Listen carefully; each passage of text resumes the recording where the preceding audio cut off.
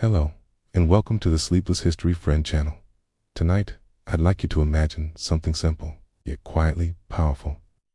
You are standing at the edge of a medieval marketplace, not when it is loud, not when it is crowded, but just before it truly wakes. The stone-paved streets are still cool. Most stalls remain closed. The air carries no shouting, no bargaining, only a soft tension. Because in this world, a single day can decide everything. Today, you are not a knight. You are not a peasant. Tonight, you are a merchant, okay? A person who does not fight with a sword, but with a judgment. Who does not work the land, but risks what they already have.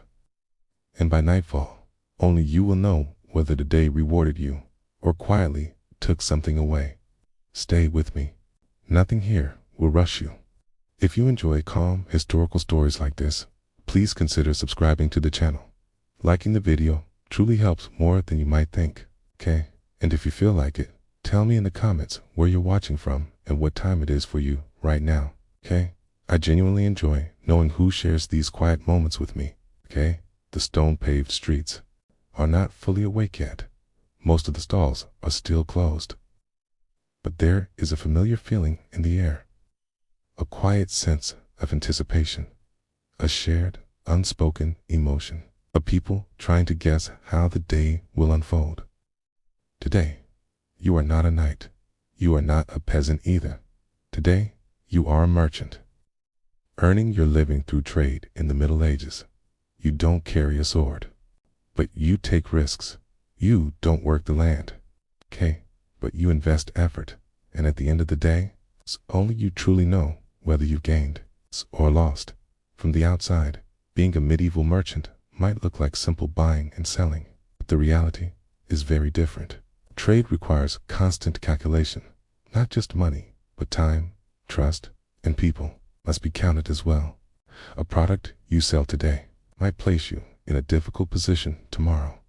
A customer you turn away today might close the entire market to you next week. That is why a merchant's day is shaped more by attention than by movement. In this story, we will not rush anything. There'll be no great battles here, no dramatic turning points. Instead, we will slowly follow an ordinary, yet demanding day in the life of a medieval merchant. We will talk about how your mind works in the morning, what you think about on the way to the market, and what instincts guide you behind the stall. These details may seem small, but in the Middle Ages, life is built entirely from such details. Before we continue, I have a small request. If you enjoy content like this, you can support the channel by subscribing, and if you wish, you may leave a like as well. You can also write in the comments which city you are watching from, and what time it is for you right now. Now, turn off your lights. Settle into your most comfortable position. There's nothing you need to do. Nothing you need to remember. If you are ready, we can begin this calm journey together. Morning has not fully begun yet. The sun is present, but it is not in a hurry. It's for a medieval merchant. These early hours belong not to the body, but to the mind. Before getting out of bed, the first thing you do is not imagining profit or success. Instead, you quietly list possible risks. What if it rains today? What if the market opens late? Who might arrive early? Will yesterday's unsold goods look cheaper today? These thoughts do not arrive with open eyes. They come while you are still half asleep. A merchant's morning is usually quiet. The house is not crowded. In the Middle Ages, many merchants lived alone or with a very small household. Large families were more common among those tied to the land. For a merchant, more people meant more expense. That is why mornings are simple. No one is woken by shouting. No one is rushed, because rushing is a feeling merchants do not like. The most important task in these early hours is a mental checklist. Do I have the goods? Is anything missing? Will a customer I spoke with yesterday come today? Have neighboring stalls changed their prices? None of this is written down. No ledger is opened. These things live quietly inside the merchant's mind, Writing everything down is tedious, but remembering is mandatory. Most medieval merchants could read and write.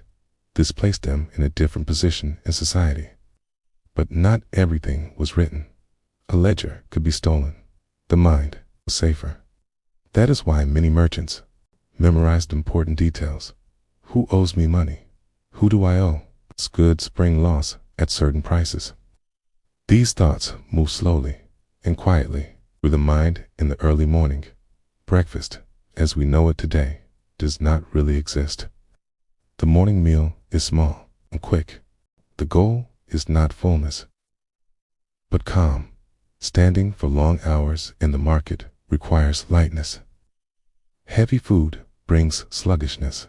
That is why merchants eat little in the morning. In the Middle Ages, this was seen not as weakness, but as wisdom. Energy was saved for movement, not digestion. Before leaving the house, the final thing to check is the coin pouch. But this is not done by counting coins. Opening the pouch is risky. Instead, the weight is tested by hand. Is it heavier than usual or lighter? Does something feel off? This method may sound simple, but it works. Medieval merchants trusted their hands. Eyes can be deceived. Hands rarely are. A merchant does not dress extravagantly when leaving home. Colors exist, but there is no excess. Drawing attention is not useful. You do not want to look too poor, and you do not want to look too rich. Standing somewhere in the middle builds trust. A wealthy-looking merchant faces harder negotiations. A poor-looking one is not taken seriously. This balance is considered carefully, even while getting dressed. Stepping into the street does not mean being late. In fact, arriving early is essential. The best places in the market are always taken first. In medieval towns, stall positions are rarely fixed. Those who arrive early claim the most visible ground. That is why merchants avoid being late whenever they can. Among them, there is an old and simple truth. Those who rise early gain ground. As the merchant walks toward the market, the surroundings are observed carefully, but without drifting into deep thought. Who has arrived early today? Which stalls are already being set up? Who is missing? Each detail offers a quiet clue about how the day may unfold. If a merchant is absent, they are either unwell or struggling.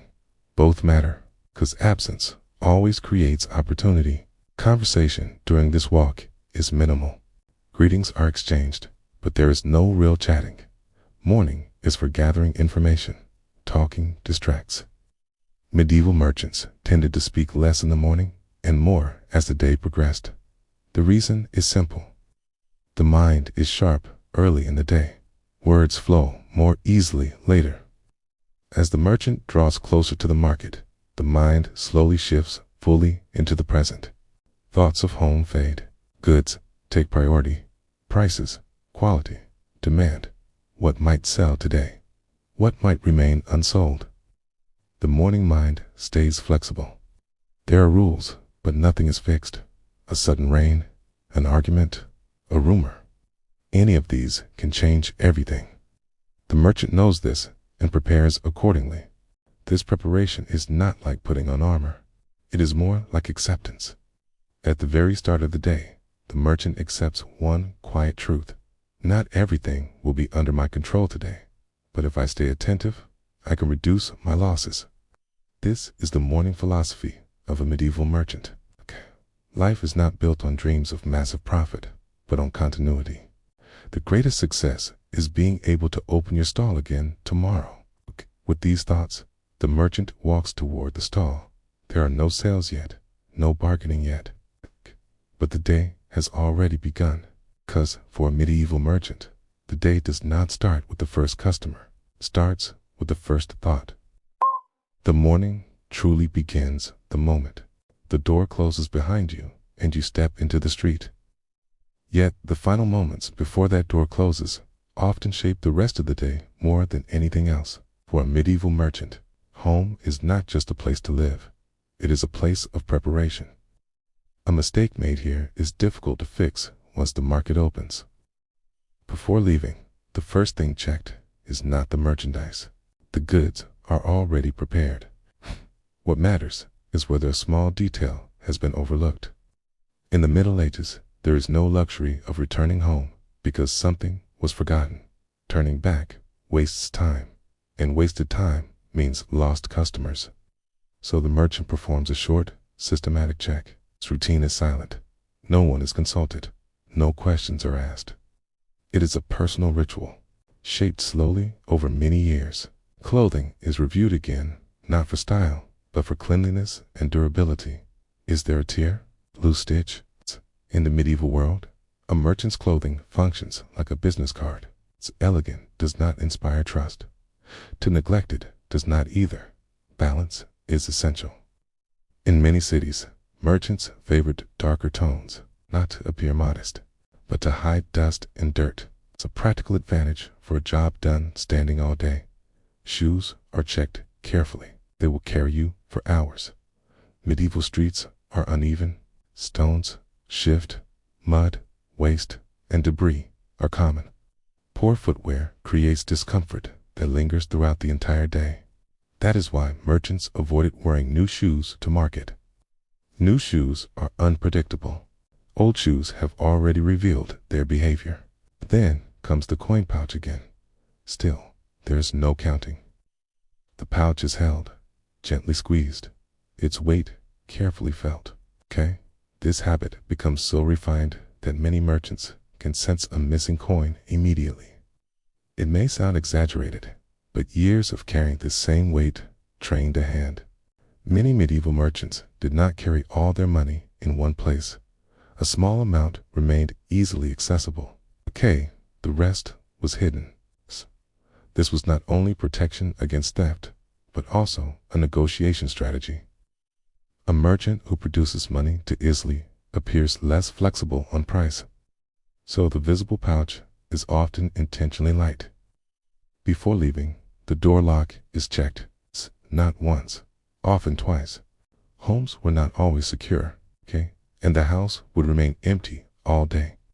There might not be merchandise inside, but there could be notes, ledgers, or memories. For a merchant, information is as valuable as goods.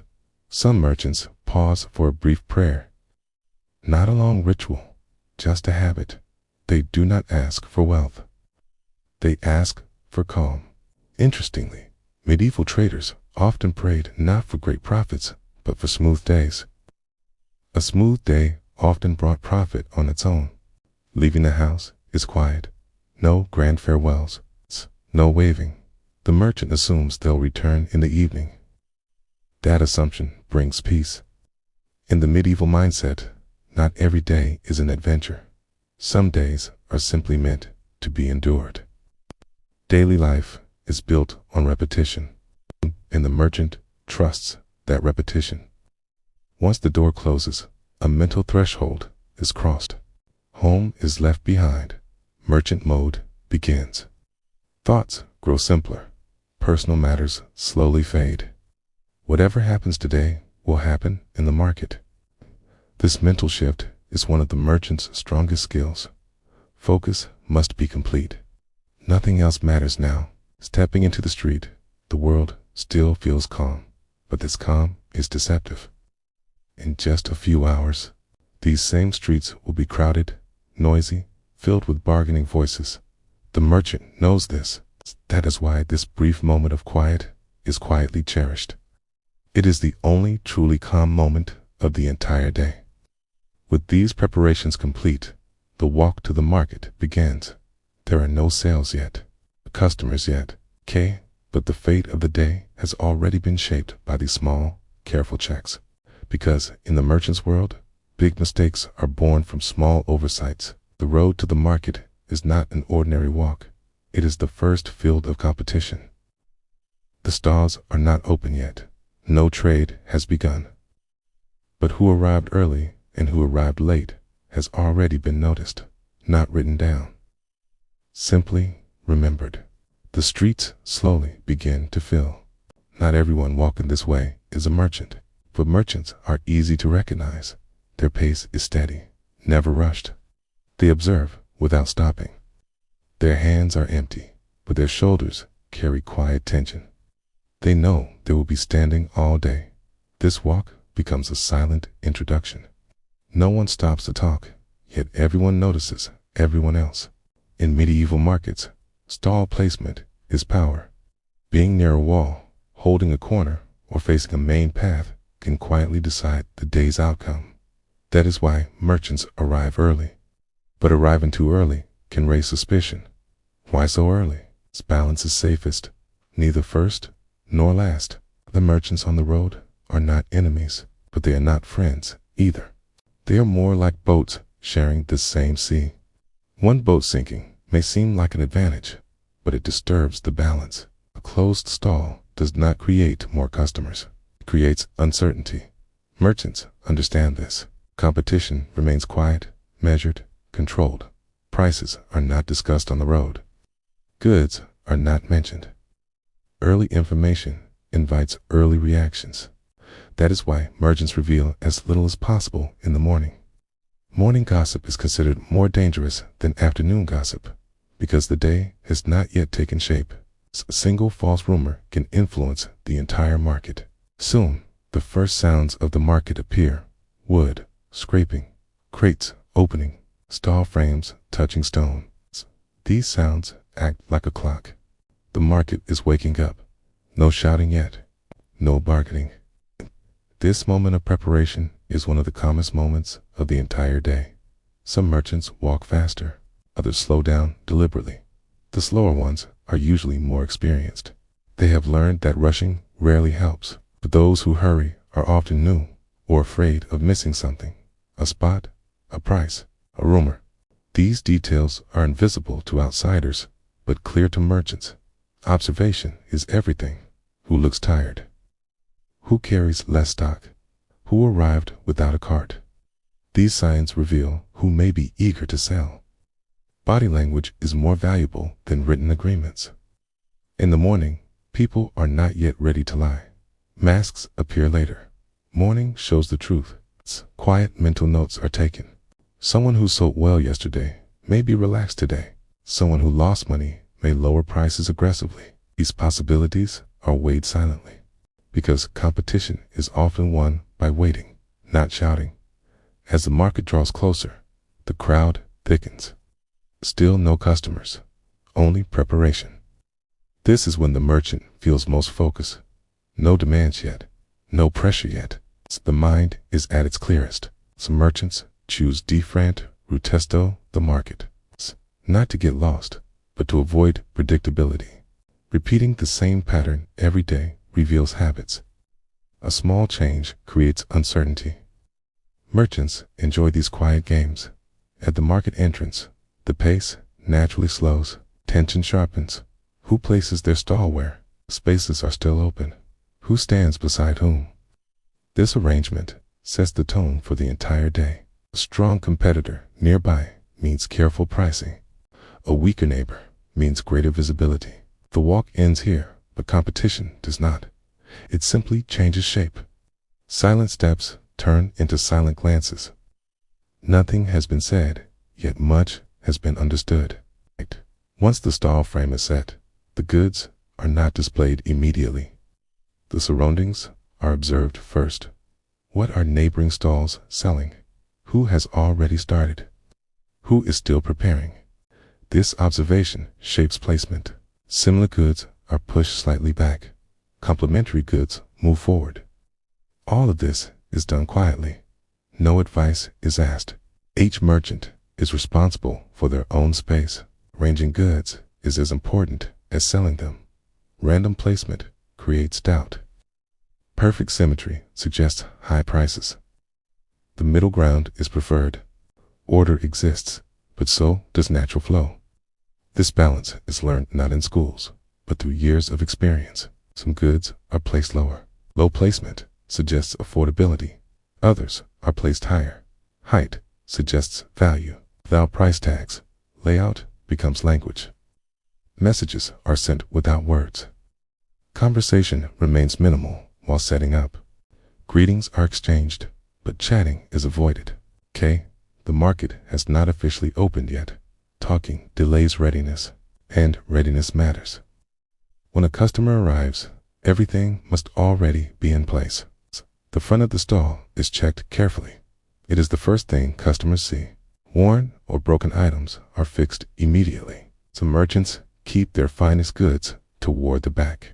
Front goods sell faster, but face heavier negotiation. Back goods attract calmer buyers. Prices are never shouted. Cloud pricing suggests desperation. Respected merchants wait to be asked. Silence signals confidence. Often, the quietest stalls are the most expensive. When preparation is complete, the merchant steps back slightly. He does not stand directly behind the stall. A small distance is left between himself and the goods.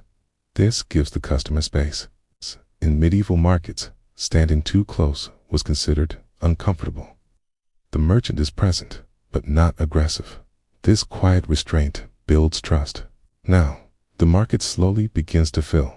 Not crowded yet, but movement increases. People walk past. They look, they pause. Dead, they move on. No questions yet. This moment tests patience. An inexperienced merchant grows uneasy. The experienced one waits, because he knows looking is the first step toward buying. Once the ritual is complete, the merchant becomes fully visible. He does not hide.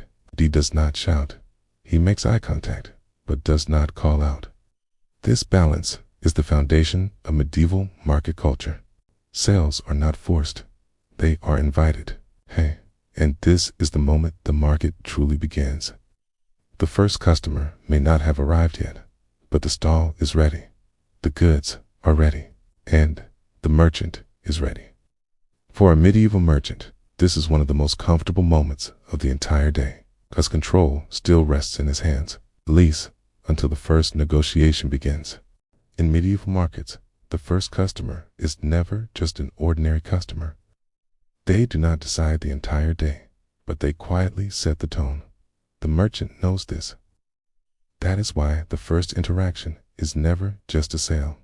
It is a small test for the merchant and for the market itself. The first customer usually does not rush. They look carefully. They touch the goods. They ask questions, but they rarely buy right away. Being the first customer creates bargaining power. Many people in the Middle Ages were fully aware of this. Hada is why the first customer often carries the air of just looking. The merchant understands this. Hada, he does not feel disturbed. On the contrary, he becomes more patient. Impatience during the first interaction is one of the greatest mistakes a merchant can make. Many medieval merchants did not expect real profit from the first sale. There was a belief that the first sale brought good fortune. For this reason, a small discount was often offered, but never an excessive one. A day that begins too cheaply often continues cheaply. The merchant must balance this carefully. The tone of voice used with the first customer is different, softer, more explanatory. There is no hardness when stating the price, because this conversation may be overheard. In medieval markets, ears are sharp. Who said what? Who sold for how much? Everything is noticed. That is why negotiation with the first customer feels like a quiet performance. The merchant is careful. If he gives a discount too easily, he appears weak. If he gives none at all, he appears stubborn. So he usually takes a small, meaningful step back. This step allows the customer to feel victorious. In many medieval transactions, the gain is emotional rather than financial. When the customer feels they have won, they return. Sometimes the first customer buys nothing at all. This is not a problem, because the first customer is not always the first buyer. Sometimes they are only measuring the pulse of the market, learning prices, examining goods, then leaving. An inexperienced merchant feels discouraged by this. An experienced one feels relieved. Prices have been asked. Goods have been touched. Attention has been drawn. That means visibility.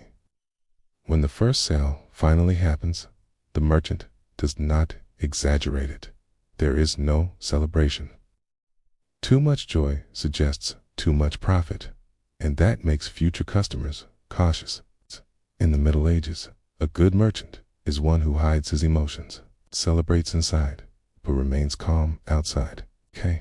In some regions, there was a small habit after the first sale. The merchant would quietly rearrange one corner of the stall. He would straighten the goods. This was considered lucky, but it also made the stall look fresh again. A small movement, but mentally, it worked like a reset.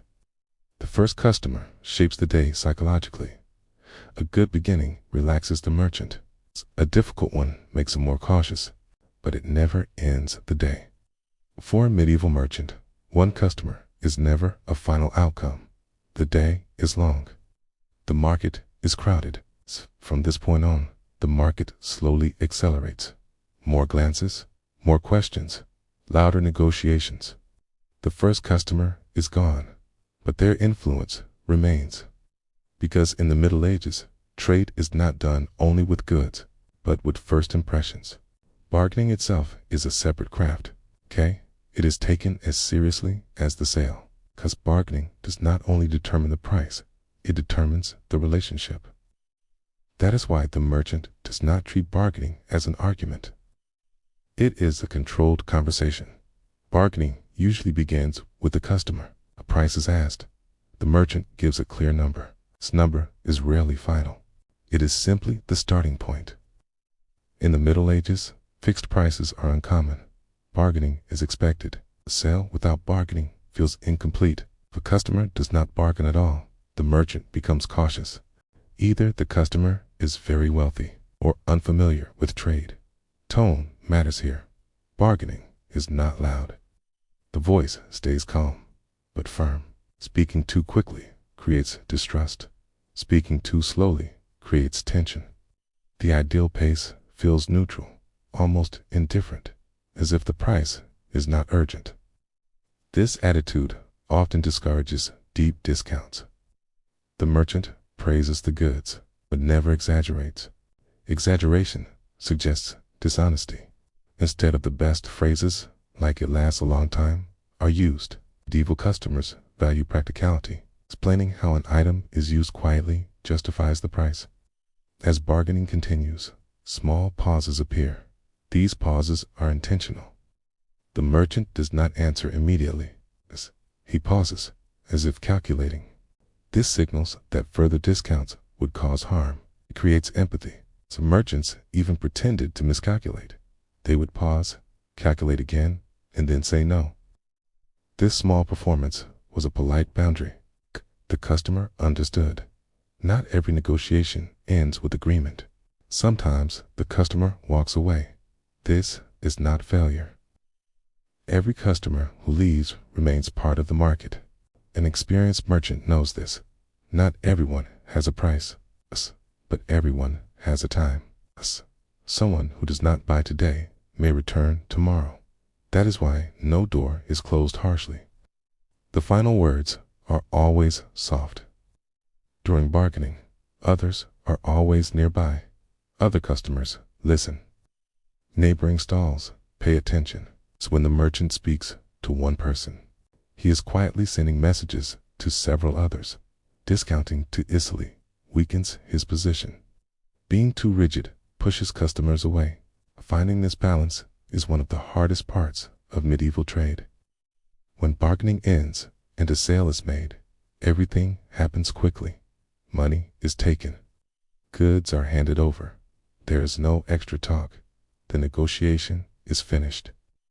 Now it is simply a sale. This clarity builds trust. In the Middle Ages, negotiations that ended vaguely often created problems later. This process repeats many times throughout the day, yet no two negotiations are ever the same. Every customer is different, so the merchant adjusts his tone again and again. That is why bargaining is never a memorized script. It is a moment-by-moment calculation, and that calculation is more about people than numbers. Now the market is fully awake. Sounds grow louder. Questions multiply. The merchant begins to feel tired, but his mind stays alert. Because in the Middle Ages, Most mistakes happen when you believe you have found a rhythm. Midday arrives quietly. It is the most balanced, calm, and the most deceptive time in the market. The crowd is thick. Stalls are rarely empty. But movement does not always mean sales. For the merchant, midday is less about money earned and more about information gathered. This is when the market reveals itself. The customers change. Morning customers are more decisive. They know what they want. Midday customers are different. They wander.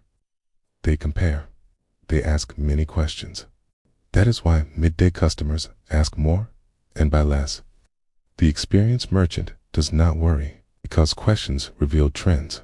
Which goods draw attention? Which prices feel too high? Which products are losing appeal? These signals are quiet, but valuable. Midday is also when negotiations grow longer. No one feels rushed. The day is far from over. Customers push harder for discounts. The merchant responds with patience. During these hours, he watches the market more than his own stall. Who is selling well? Who is struggling? These observations shape the afternoon. If a rival is doing well, prices are reconsidered. If everyone struggles, patience becomes essential.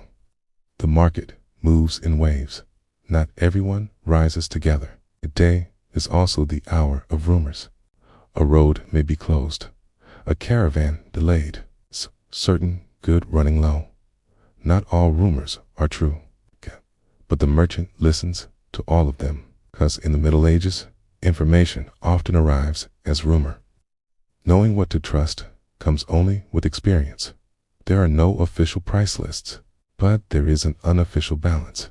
At midday, this balance becomes visible.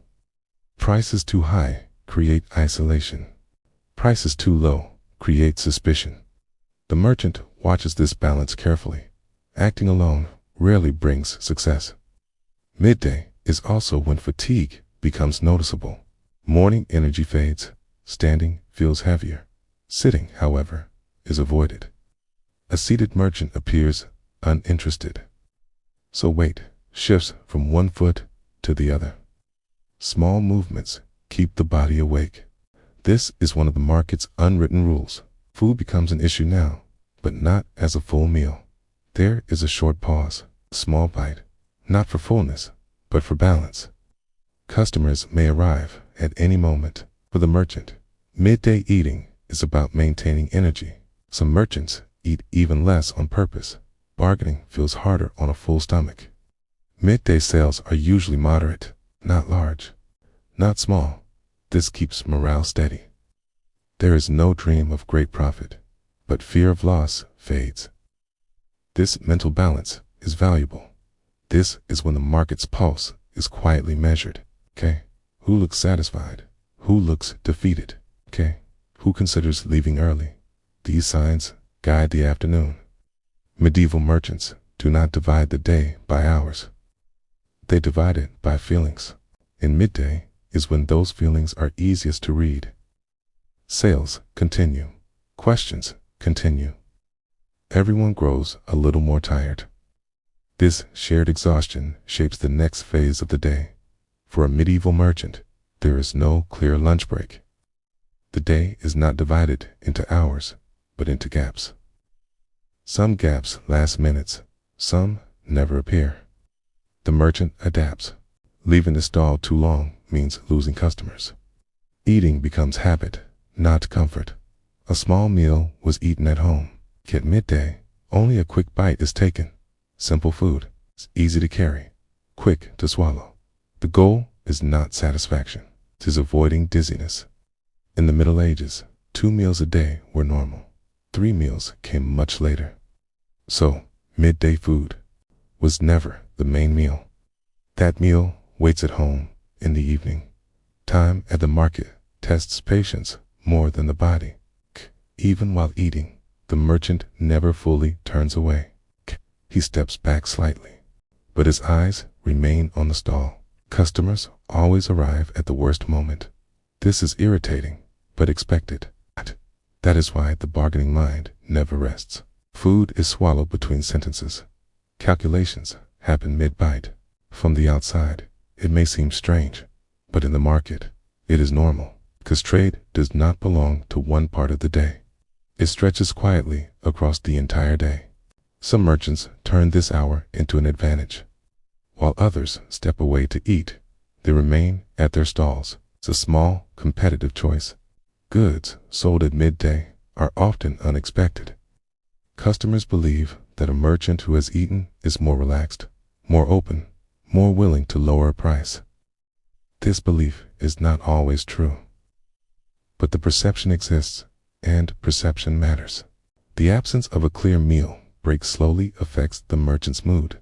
Standing constantly, staying alert constantly. It is exhausting. Yet, this exhaustion is not dramatic.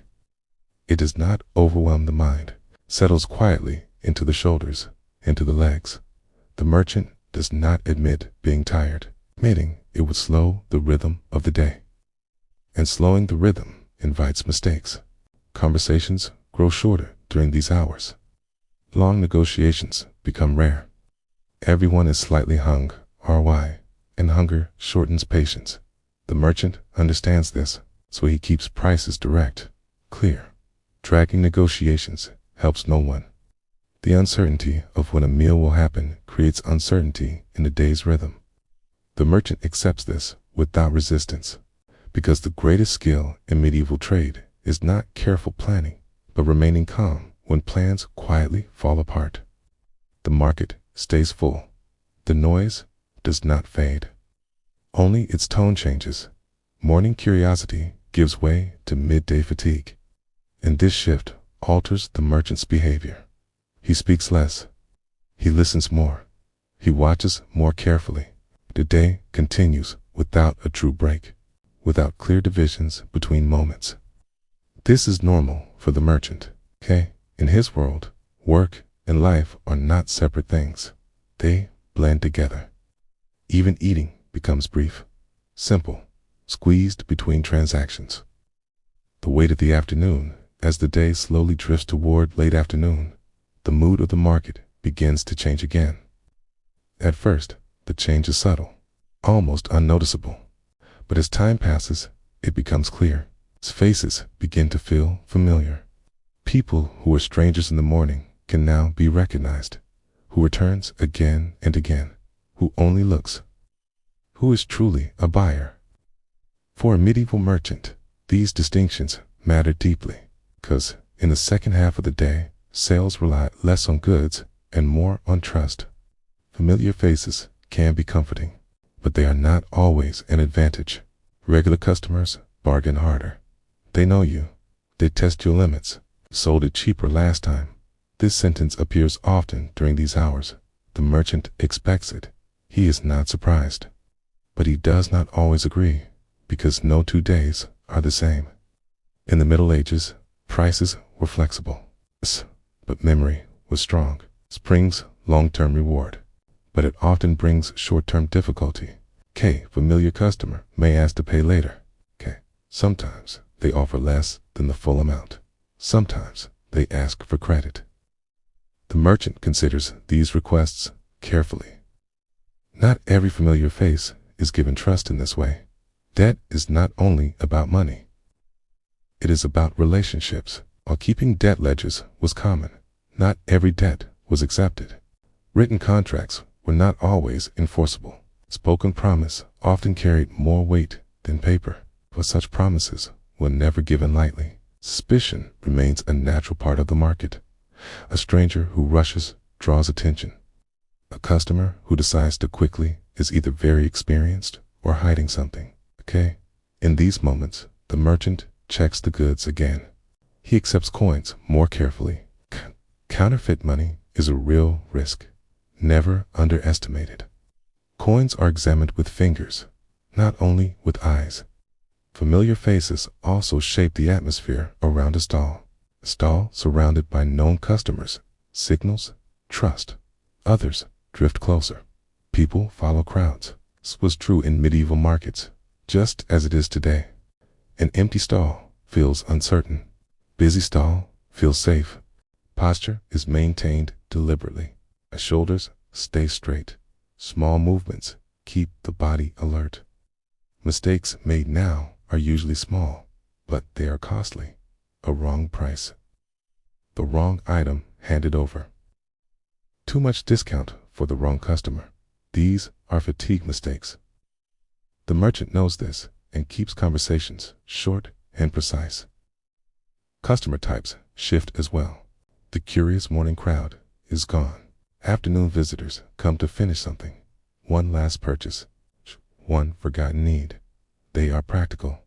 They want speed, but they still want advantage. Bargaining becomes brief.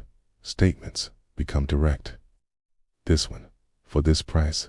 Sentences shrink. And in that simplicity, there is relief. The merchant's mind now splits. One part continues selling. The other prepares for closing. What remains unsold? What moved easily? How does the day feel overall? These answers are not calculated. They are sensed. And that sense guides the final choices. Risk-taking disappears. No new pricing experiments. No unfamiliar tactics. What worked earlier continues. The tired mind prefers safety. The medieval merchant knows this well. Attention becomes selective. Not every passerby is watched. Only real buyers are engaged. Energy is preserved, because the work does not end at the market. Getting home safely is part of the trade. These afternoon hours are a quiet endurance test. Who remains patient? Who stays alert? Who avoids small errors? Medieval trade is rarely won in dramatic moments. It is won or lost during these silent stretches. As evening approaches, the light softens further. The crowd thins and reshapes. The market adopts a new rhythm, one that slowly accelerates toward closing. The merchant's thoughts shift from selling to accounting, not suddenly, but steadily. What sold well? What disappointed? These questions are not written yet. They are weighed internally. Not every merchant kept written records, but skilled ones always kept some form of account. Marks, notes, knots, memory systems. Trading without tracking was like walking in darkness. You could move forward, but not know where you were going. Detailed accounting is never done at the stall. Sales may still happen. Customers may still arrive. So only rough judgments are formed. It's not bad today. A difficult one. The rest waits for home. Mistakes linger longer than small gains. A wrong price. An unnecessary discount. A poor judgment. These shaped tomorrow's decisions. Goods are reviewed as well. What is worn? What remained unsold? What will be harder to move tomorrow? Emotions are restrained. Good days do not bring celebration. Bad days do not bring despair. In medieval trade, there is quiet acceptance. Today's loss may become tomorrow's gain. Today's gain can vanish without care. Accounting clears the mind. The burden carried all day is slowly released. Uncertainty fades. Clarity lightens the walk home. As the market nears closing, organization matters more than sales. It's how the stall will be packed, where the money will be hidden, how the journey home will be taken. A well-closed day matters as much as a profitable one. The sound of the market changes. Noise spreads thinner. Footsteps grow hurried. The stall remains half open. Goods are still visible, but loosely arranged. The message is clear. The day is ending, but not yet finished. Late customers arrive now. They are decisive. They ask the price. Brief bargaining follows. They buy or they leave. The pace helps. Complex talk no longer fits tired minds. Unsold goods are checked. Worn items are noted. Everything is prepared for tomorrow. Money is secured, but not counted. That waits for home. Only losses are ruled out. Packing follows a practiced order. Valuable items first. Lesser ones last. Experience decides the sequence. As stalls close, a shared fatigue settles over the market. Brief greetings are exchanged. No long stories are told. Each day belongs to the one who carried it. When the stall is finally closed, the merchant pauses. He looks around. The final image of the day settles quietly into memory. This habit is not intentional. It is learned. The market is now behind him. Goods are carried. Money is hidden. The merchant departs, but the day is not yet finished. The road home is the final stage of work, key, reflective. And in the next chapter, we will follow that road and understand what it truly means, because the true accounting of the day happens during this walk. The road is usually quieter now. The crowd has dispersed. People are retreating to their homes. This calm creates space for thought. The merchant values this moment because in the marketplace, thinking is impossible. There, instinct rules. Here, reflection begins. Did I stand in the right place today? Was the discount I gave too generous? Why did sales slow in the afternoon? With each slow step, these questions surface. On the way home, profit is not the first concern. How much did I earn? Rarely comes first. Instead, the question becomes, where could I have made a mistake? Because for a medieval merchant, mistakes teach more than profit. Profit is temporary. Mistakes repeat. That is why mental energy is spent on errors. During this walk, the surroundings are observed carefully, because the safety of the market is not the safety of the road home. The money carried all day is still on the body. The merchant does not rush, but he does not linger either. Focus remains sharp. Darkness has begun to fall. Shorter routes are chosen. Unlit streets are avoided. As medieval cities, this was not preference. It was survival. Many merchants avoided taking the same route home every day, not only for security, but to ease the mind. Walking the same road fixes thoughts in place. A different path invites different reflections. Small changes refresh the mind. As home approaches, thoughts slow. The tension carried all day begins to loosen. Because the market is now behind him, home is a controlled space. There is no bargaining there. Voices do not rise. Expectations are clearer. This promise brings relief. The mind, outward facing all day, prepares to turn inward. As the door nears, one final check is made. The surroundings are scanned. Anything out of place? This reflex is the last security ritual of the day, because everything earned today has been carried to this moment. For a medieval merchant, the day truly ends when the door closes. Inside the home, the first act is not rest. First, goods are set aside.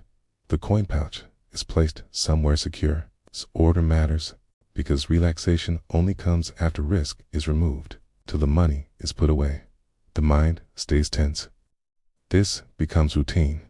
As the door closes behind him, the outer world fades. His faces, voices, negotiations retreat into the background, but never disappear completely, because tomorrow the merchant will return.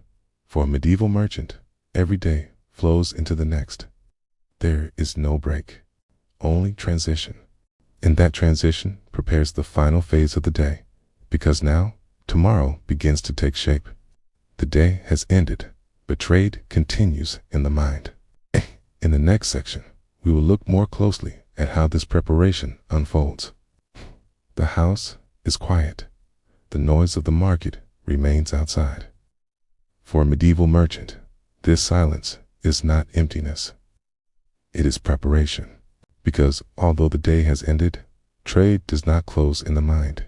Instead, it is rebuilt, simpler, calmer. Plans for tomorrow are not made through grand decisions, but through small adjustments.